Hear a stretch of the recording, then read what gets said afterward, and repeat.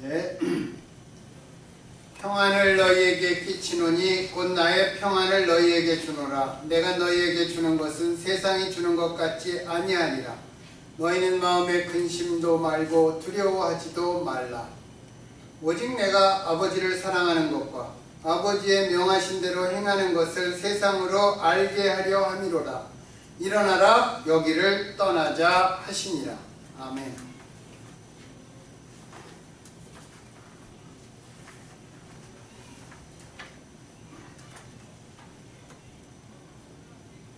여러분, 단테라는 사람 이름 들어보셨죠? 신곡, 대표적인 그 신곡의 작가인 단테가 이렇게 말했다고 합니다. 평화란 모든 종류의 화살이 겨냥하는 표적이라고 말했다고 합니다. 제가 한 거의 40년 전에 그 신곡을 읽어봐서 이제 거의 기억이 없지만, 그가 감옥 3층, 지하 3층인지 7층인지 지금도 좀 약간 왔다 갔다 합니다.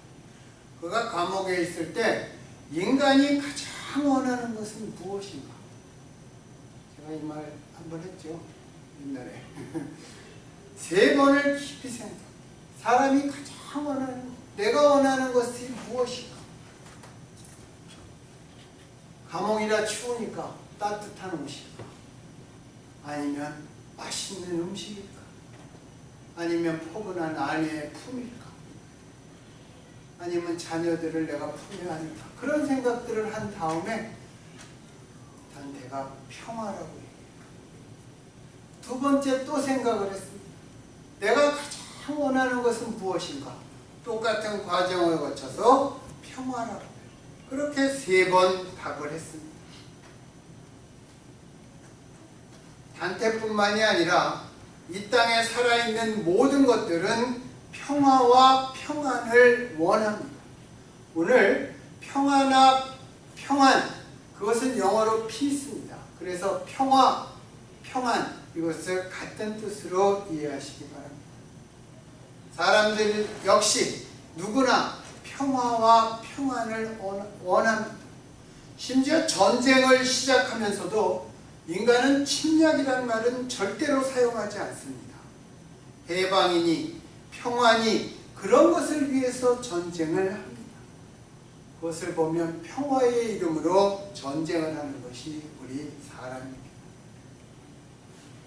그럼에도 불구하고 참 평안, 참 평화의 길이 우리에게 너무나 요원한 것은 2000년 전이나 지금이나 마찬가지인 것 같습니다. 누가복음 19장 41절과 42절에 보면 예루살렘에 예수님께서 가까이 오셔서 그 도시를 보시고 탄식하며 눈물을 흘리셨습니다. 그리고는 예루살렘 도시를 향해서 오늘 내가 평화의 길을 알았더라면 좋았을 텐데 지금은 이것이 너에게 감춰져 있다고 말씀하셨습니다. 오늘 우리가 사는 이 미국의 뉴욕이라고 해서 LA나 시카고 그리고 서울이라고 해서 과연 얼마나 달라졌을까요? 예수님이 하늘 위에서 내려다보신다면 그 당시보다 더 크게 더 많이 오실 것 같습니다. 공산주의 이론을 만든 그 칼 막스가 있죠. 칼 막스가 어떻게 얘기를 했냐면 세계의 문제는 평안이라고 말했습니다. 그렇게 생각하면서 칼 막스가 그렇다, 여기에 우리의 슬픔이 있다. 평안이 없는데 슬픔이 있다는 것입니다. 우리는 정녕 평화를 갈구하면서 평화가 무엇인지를 모르고 있다. 행복을 위하여 새벽부터 열심히 뛰면서도 정작 행복이 무엇인지 모르고 산다. 이렇게 말했습니다. 그래서 그는 사람들의 평안을 위해서 경제적 문제가 우선적으로 해결되어야만 한다고 생각했습니다. 동물은 배만 부르면 평안합니다. 으르렁대면서 양육강식의 처절한 생존 싸움을 벌이지만 배만 부르면 평화롭습니다. 사나운 사자도 배만 채우고 나면 바로 자기 코앞에서 영양이 뛰어놀아도 해치질 않습니다. 사자뿐만이 아니라 영양도 탁 보면 배부른 사자를 알고 아무런 걱정이 없다고 합니다. 그래서 칼 막스는 모두가 배부르게만 살 수 있다면 모두가 평안하겠구나. 누구에게나 공정하게 분배가 되기만 한다면 이 세상은 평안할 것이다. 이렇게 생각했습니다. 여러분, 근데 그 결과가 어떻습니까? 그것은 착각이었고 실수였습니다. 여러분, 자본주의를 대체하기 위해서 나온 공산주의가 왜 실패했습니까? 자본주의보다 더 좋은 이론을 가지고 자본주의를 대체하기 위해서 나온 공산주의가 실패한 원인이 무엇입니까? 한국이 1945년 해방한 다음에 그 당시에 지금의 서울대학이지만 경성제대에 정말 수재라고 불렀던 사람들이 공산주의 이론에 정말 몰입했습니다. 그리고 그 사람들은 나중에 북으로 건너갔습니다. 결과적으로 숙청을 당했죠. 왜 공산주의가 실패했을까요? 인간이 무엇인지를 제대로 정의하지 않고 단지 좋은 이론만 가지고 세계를 바꾸려고 했기 때문에 여러분, 사람이 문제인 것입니다. 인간에 대해서 규정하지 않았습니다. 사람은 그대로 놔두고 조직과 제도만 바꾸려고 했기 때문에 그 좋은 이론을 가지고 넘어간 것입니다. 우리나라의 대학생들이 김일성의 주체 사상에 넘어간 것도 여러분, 이론 가지고는 공산주의를 당해낼 수가 없습니다. 그리고 항상 인간의 역사에서 보면 봉건주의도 있고 자본주의도 있고 공산주의도 있고 그 외에 제가 잘 모르지만 다른 것들이 있지만 나중에 나온 주의가 먼저 있던 것을 항상 바꿔치기 했습니다. 그런데 공산주의는 실패했습니다. 자본주의를 대체하지 못했던 것입니다. 그러면 자본주의가 성경적이라서 그렇습니까? 자본주의는 사람의 노동력의 바탕에 둔 노동경제학이라고 얘기해야 됩니다. 그래서 노동력이 큰 자본가나 대기업들이 시장과 사람을 주도하는 것입니다. 반면에 성경을 보면 특별히 구약은 모든 토지의 주인은 하나님입니다. 토지의 근본은 하나님의 것이라는 것입니다. 내가 토지를 팔았어도 50년이 지나면 그 토지는 원래 하나님께서 주신 그 사람에게 돌아가는 거죠. 그것을 우리가 토지경제학이라고 얘기합니다. 이러한 어떤 주의뿐만이 아니라 어느 나라든 정권이 바뀌고 정부가 바뀌면 개혁이라는 이름으로 제도를 바꾸고 좋은 정책을 세웁니다.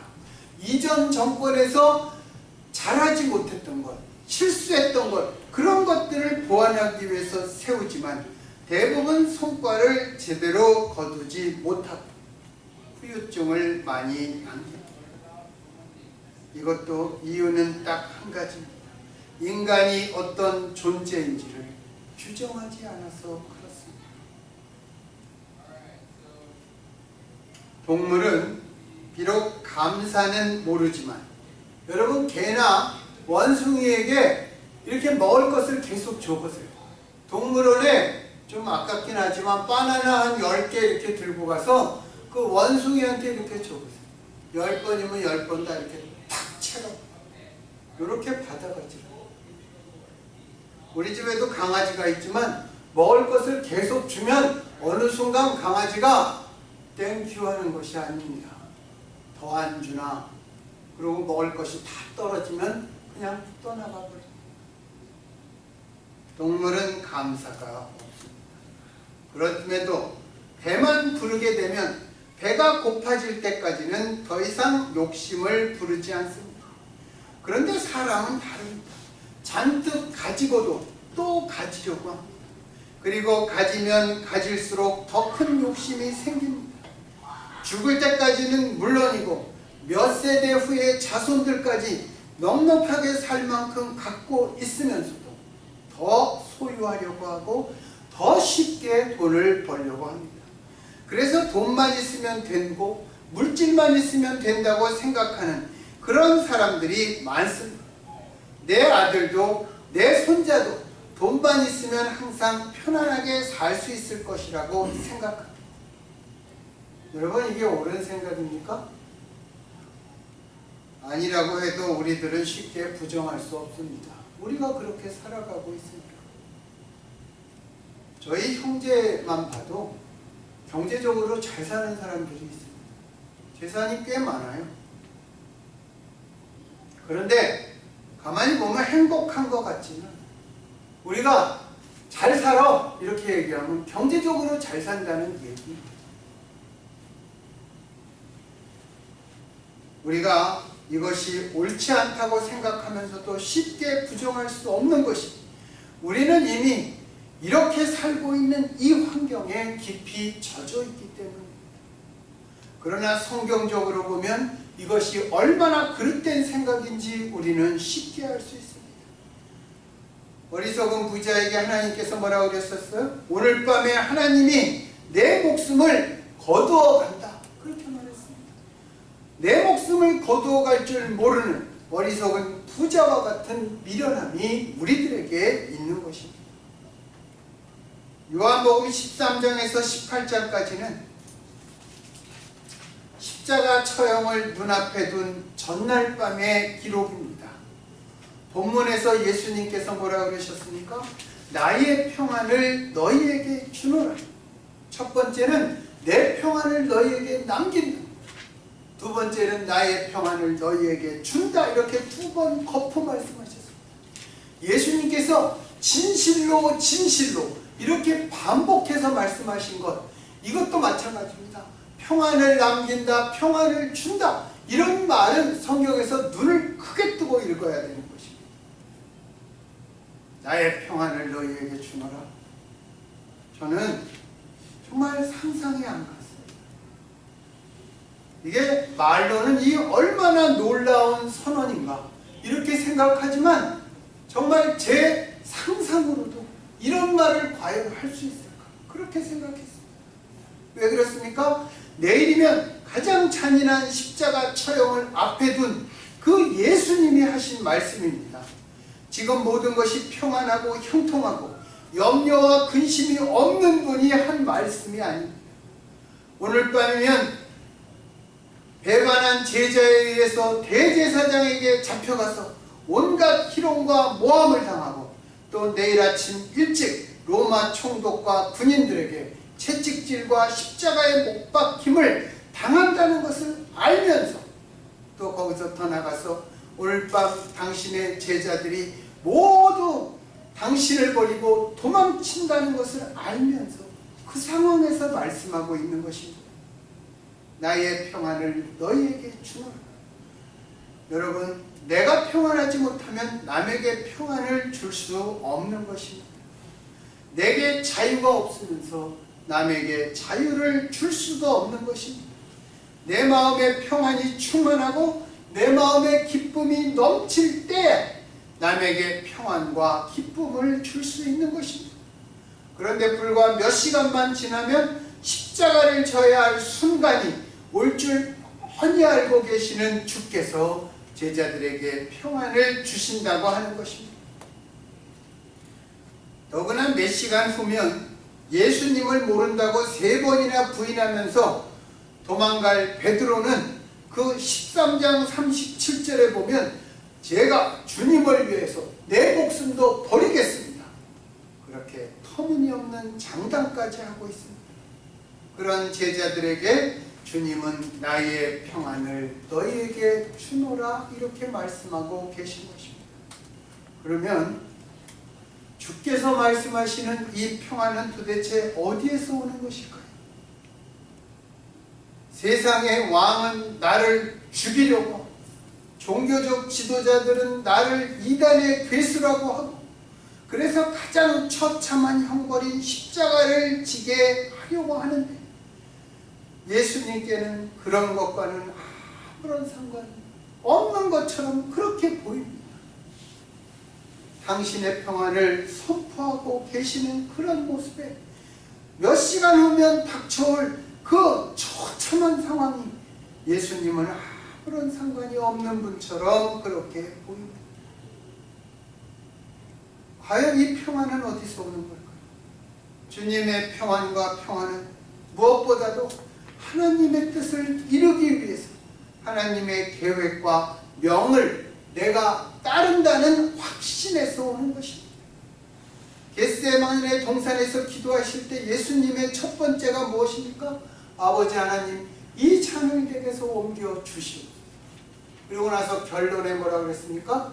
그러나 제 뜻대로 마옵시고 아버지의 뜻대로 하옵소서 그랬어요. 여러분, 이 두 번째 결론 부분, 그것을 보면 여러분, 이것은 정말 적극적인 순종입니다. 완전한 순종입니다. 절대적인 순종입니다. 여러분, 평안은 바로 이 절대적인 순종에서 나오는 것입니다. 하나님 앞에 절대적인 순종을 할 때 이 세상에, 그리고 나, 그 모습이 보이지 않게 되는 것입니다.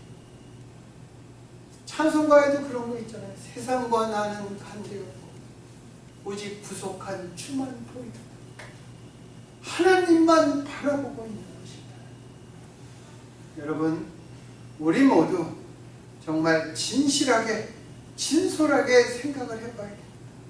우리의 마음에 기쁨이 있습니까? 기쁨이 없다면 왜 기쁨이 없을까요? 하나님의 뜻과 말씀에 정말 예수님이 하신 절대적인 순종이 없기 때문입니다. 겉으로는 그럴듯하지만 저도 절대적인 순종을 지속적으로 해본 적이 없어서 사실 절대적인 순종이 어떤 것인지 정확하게 잘 모릅니다. 순간적으로, 일시적으로, 단기간에 순종을 해보았지만 순종한다고 주님을 따라가다가 내가 힘들면 불평하고 원망했기 때문입니다. 그런데 예수님을 바라보면 예수님은 생명까지 드려요. 우리가 살아가는데 돈이 없으면 불안합니다. 그렇지만 돈이 없어서 평화가 없는 것이 아닙니다. 제가 전도사 할 때 그때 저희 서울에서 조카들이 왔다 가면서 꼭 이 말을 합니다. 삼촌 집은 돈은 없는 것 같은데 우리 친척 중에 제일 행복한 가정. 그냥 참 고마웠어요. 나는 행복하게 생각하지 않는데 그 아이가 그렇게 돈이 없어서 평화가 없는 것, 행복이 없는 것이 아니라는 것입니다. 그리스도인들이 마땅히 갈 길이 아닌 다른 길로 갔기 때문에 우리들은 고민하고 불안이 있는 것입니다. 예수님께서는 십자가 앞에서도 온전히 순종하셨습니다. 주님의 평안은 바로 거기에서 나온 것입니다. 오늘 우리가 읽은 마지막 절 31절에 보면 주님의 평안은 내가 아버지를 사랑하는 것에서부터 나온다고 말씀하고 계십니다. 내가 아버지를 사랑하는 바로 거기에 평안이 있다는 것입니다. 그리고 아버지께서 내게 명령하신 대로 내가 행한다. 그렇게 하시면서 아버지께서 주시는 잔을 피하지 않겠다고 말씀하시는 것입니다. 사랑하는 아버지가 사랑하는 아들에게 내리시는 것이 십자가인 것입니다. 또 사랑하는 아들은 이 십자가를 받아들이겠다고 말씀하시는 것입니다. 여러분, 어린아이들이 있으니까 어린아이들을 다 옆에 놓고 잠을 자본 적이 있죠.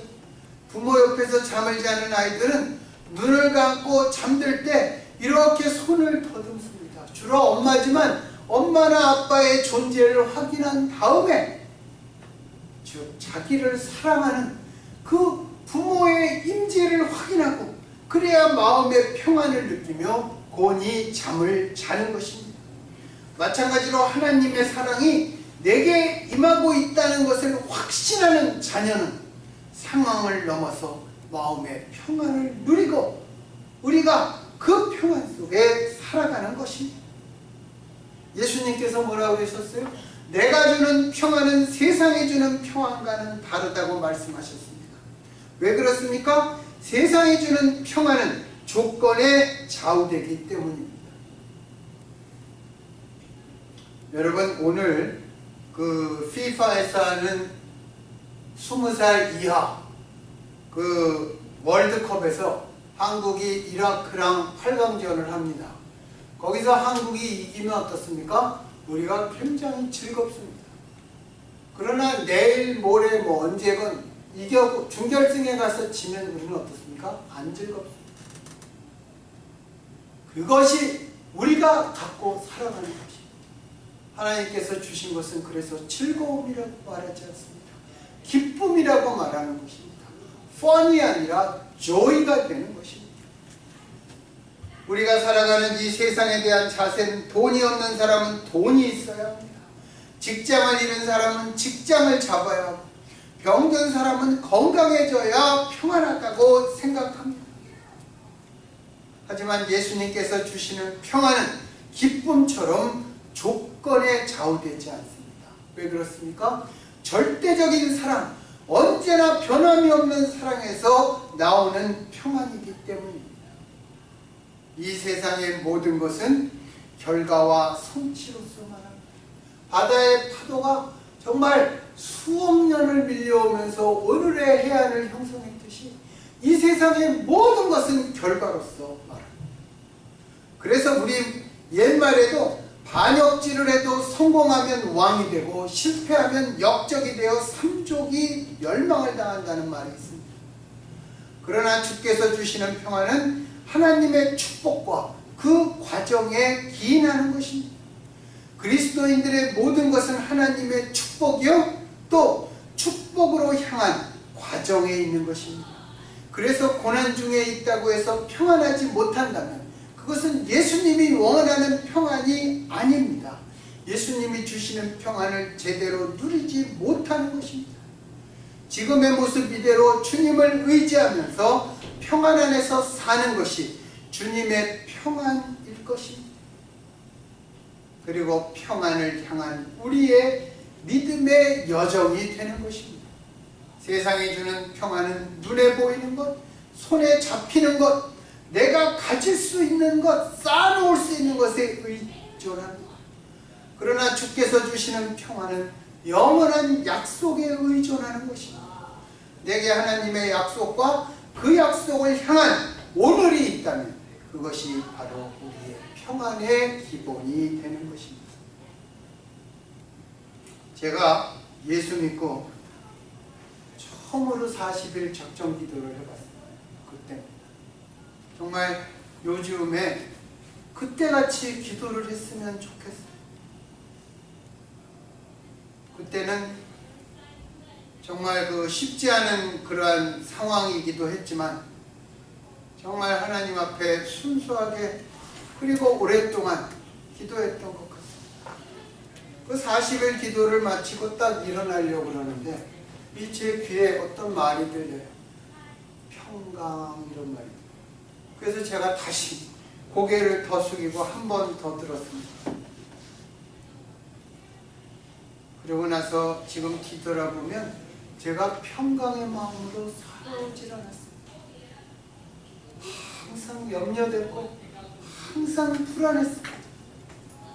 그러면서 속으로 예수를 믿는데 정말 이게 할 짓인가?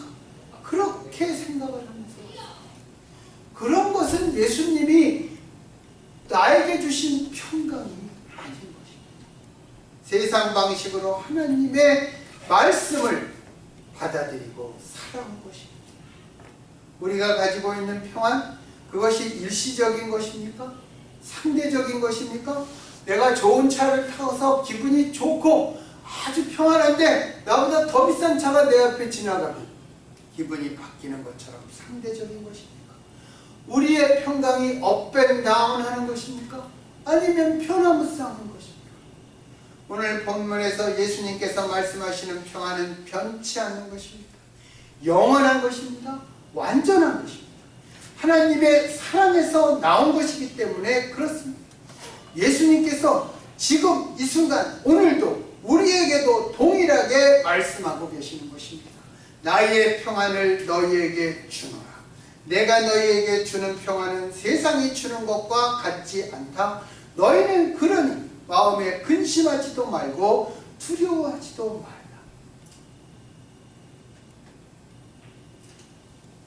여러분, 예수님의 말씀이 나오면 아멘 하시는 게 좋습니다. 나는 이런 말 한 번도 안 해봤지만 정말 우리에게 필요한 말씀을 주시면 입으로 시인하세요. 오늘은 2013년 후반전 첫 주일입니다. 2013년 우리 교회의 표가 복 있는 사람이라는 것입니다. 그 말은 하나님께서 복 주신 사람이라는 것입니다. 이제 반년 지나고 반년 남았습니다. 이 후반전을 어떻게 살고 싶습니까? 구해야 할 것은 참으로 많을 것입니다. 예수님은 하나님의 나라와 그의 일을 가장 먼저 구하면 나머지를 다 주겠다고 하셨습니다. 그러나 내 마음이 불안하고 내 마음에 두려움과 염려가 쌓여 있는데 우리가 어떻게 하나님의 나라를 구하겠습니까? 그의 의를 구하겠습니까? 그 구하는 마음이 먼저 평안으로 가득 차야 우리가 하나님의 나라도 구하고 의도 구하고 그 다음에 두 번째 정말 나에게 소중한 것들, 이 세상에서 필요한 것들도 구할 수 있지 않겠습니까? 이 평안, 이 평화, 이 평강이 우리에게 가장 먼저 임해야 할 것입니다. 그 예수님께서 주시는 참 평안이 그 평강으로 충만한 우리의 마음과 우리의 삶이 되기를 평강을 주신다고 말씀하신 예수님 이름으로 간절히 축원합니다. 기도하겠습니다.